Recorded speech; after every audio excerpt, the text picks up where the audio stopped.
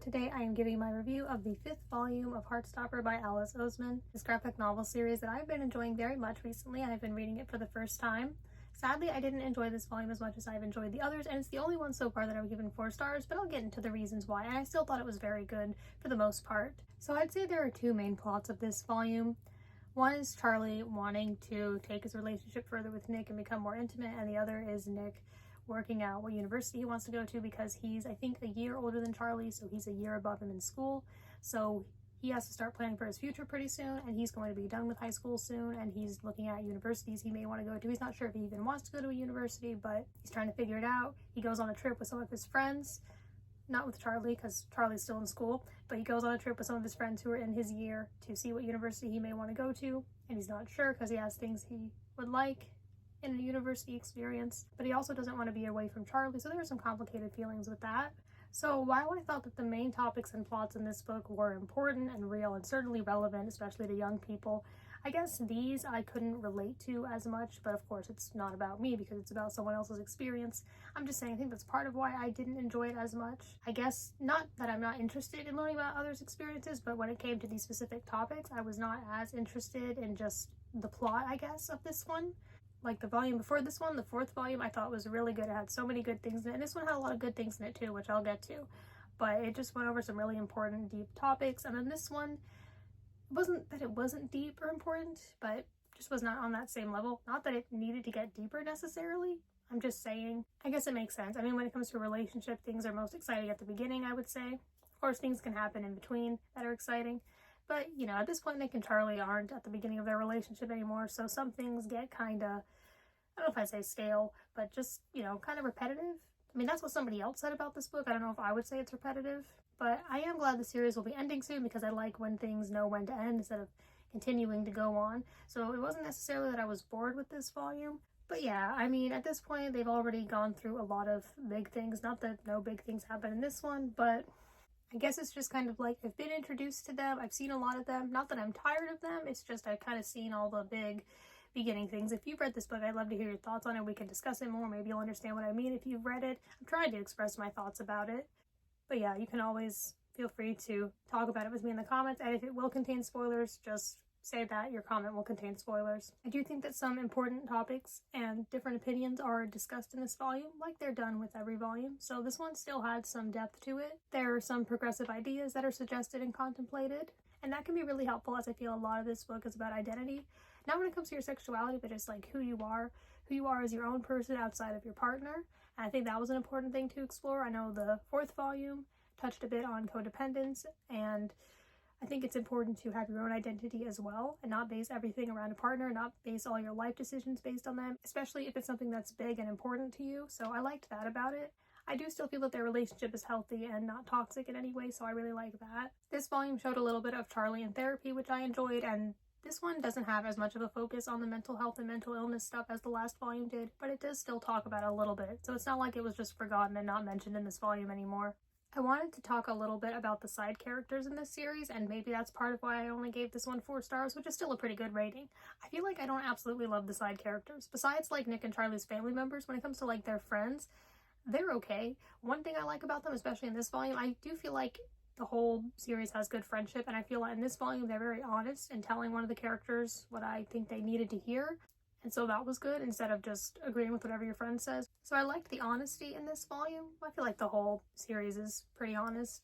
And there is some diversity with the friends, but I just don't feel very strongly about them. So let me know how you feel. Like, I really like Nick and Charlie and their families and the pets, but yeah, when it comes to the friends, they're just not characters that I absolutely love, and that's fine, but I want to hear your thoughts on them. I do see how they could be lovable to some people. It's not that they feel one-dimensional or just bland. I did say in my review of the 4th volume that they do all feel that they have different personalities, so they don't all feel the same, but I guess they also don't stand out a whole lot to me either. I don't really dislike any of them. They're just okay to me. And it's not that I only care about the romance in this series. I've said that I like that it touches on family and friendship and things like that too. So I don't mind at all if there's an emphasis to any degree about friendship in this volume or anywhere throughout the series. But of course, this volume did also have quite an emphasis on love and relationships and about being a supportive partner. There's also some asexuality representation as well. All the volumes have had nice, interesting little extras at the end, whether that's an extra mini comic about side characters or some information about the characters to help you get to know them better. And one of the things that this one had at the end was a timeline. I'm going to show you that because I found it very useful and interesting. So here at the back is the Oseman-verse timeline. It doesn't include anything outside of the Heartstopper or Solitaire universe, just like the Heartstopper universe basically. But I'll read this to you so you get an idea of when things take place, considering there are 2 novellas in this series, plus the novel Solitaire, where these characters originally came from. So there are 2 years, year 1 and year 2. It says that year 1 in January is when volume 1 begins. April is when volume 1 ends and volume 2 begins. May is when volume 2 ends and volume 3 begins. In July is when volume 3 ends. In August is when volume 4 begins. In December is when the This Winter novella takes place. From January to February of year 2 is when Solitaire takes place. March is when volume 4 ends, April is when volume 5 begins, and June is when volume 5 ends. So I found that very useful. It also helps you get to know when to read the others, like the novellas if you want to. So I knew from my research to read the This Winter novella after finishing the 4th volume of Heartstopper. There's also some did you know facts here. So it says Heartstopper doesn't take place in a specific real year.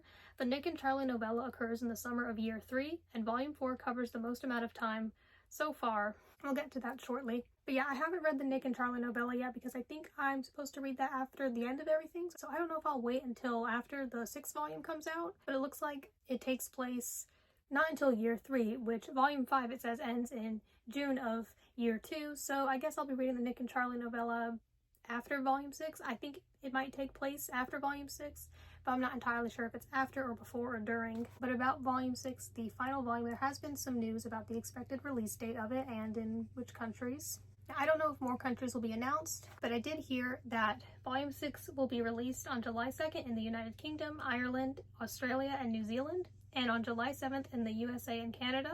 Now, I've already borrowed everything Heartstopper related from the library. Thankfully, it's very popular and therefore available through there, so that's very nice. I'll probably just borrow the 6th volume when it comes out too, instead of buying it. I don't think I'd want to have just the 6th volume and not the others. I may have to wait a little extra, but that's fine. So yeah, I will probably just borrow it. There's not really any need for me to buy it, but I will definitely be looking forward to reading that when the time comes. Now I wanted to talk in this video about my progress with the TV show. I mentioned a little while ago I started watching the TV show adaptation. At the time of recording this, I've only watched a few episodes, and it's been a little while since I watched it. I don't really want to give my full thoughts on it until maybe once I'm done with it, assuming I will be someday, though I haven't been watching it recently, but I may get back to it. For the most part, I'd say I've been enjoying it. Seems like a pretty faithful adaptation for the most part. I believe Alice Oseman herself is one of the executive producers or involved with the show somehow, so that's nice. And I think it usually when an author is involved in an adaptation, it's pretty good and faithful. I do have some notes about the music in the show. So before watching it, like even before reading it, I remember hearing when the show came out about the usage of the song Telephone by Waterparks. Now, I've liked Waterparks and been listening to them since 2021, so that song was not made for the show. It was out a few years before then, but I do remember hearing about when that show came out and that song being in it, so that's cool, especially because that's not a band that everyone knows. That was the only song so far from what I've watched of it that I knew in advance, though the show did introduce me to the song Why Am I Like This by Orla Gartland, and I really like that song. But yeah, with the Waterpark song, it was definitely cool to hear a voice that I'm so familiar with in an official Netflix show. And the lyrics of the song, like I said, the song wasn't made for the show. I felt that the lyrics for the song were actually kind of fitting with what was going on in the show, so that was cool as well, so I really enjoyed that part of it. And an additional note, Waterparks, the band, is how I discovered one of my favorite authors, Travis Riddle. See, I have my books of his here. They go all the way down there, but there are more. Just haven't gotten them all yet. But he's one of my favorite authors. I've definitely talked about him on my channel quite a bit, and the way that ties in with Heartstopper is he is not a member of the band Waterparks, but he is friends with the band and has done collaborations with them, like a podcast with the singer, and he's been in some of their music videos, so he's associated with them, so people who are fans of the band may be familiar with Travis. So yeah, it is thanks to my knowledge and fandom of that band that I have discovered his books, and I'm very thankful for that. So that's how those two things tie in. It's a pretty small world, so that's a cool little fact there. So if you've watched the show, you can let me know. I'd like to discuss that with you as well, not just the books.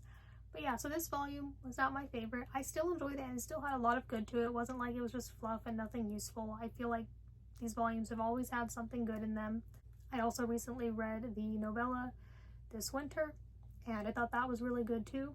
And thank you for watching. This may sort of be my last Heartstopper related video for a while. I mean, I do plan on reading Solitaire soon, but as for like the graphic novels or novellas, I guess this will be the last Heartstopper thing I read for a while until the 6th volume comes out, but I look forward to that.